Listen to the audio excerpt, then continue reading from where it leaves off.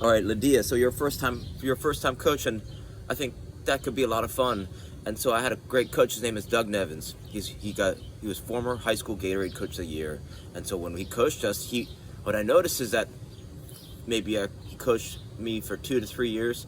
He would do the same thing every practice.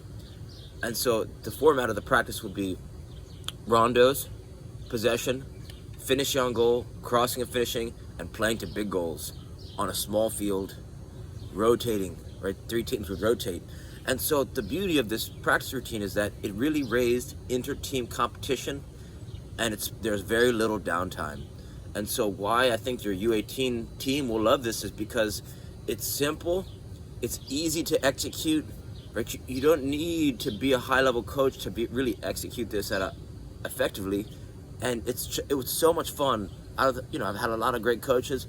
Doug Nevins' practices stand out in my mind as being the most fun because he didn't spend a lot of time yelling at players, right? He was always encouraging, always motivating. Whenever there's great passes or someone did a great finish, he would really celebrate that as if it was Christmas morning or something.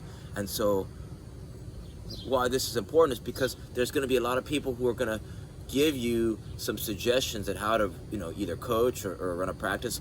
But this is a simple format that you can use, but you don't need to reinvent the wheel. And so you got to follow. They say success leaves clues. And so I promise you, if you run this practice just like it is, you don't need to do anything crazy.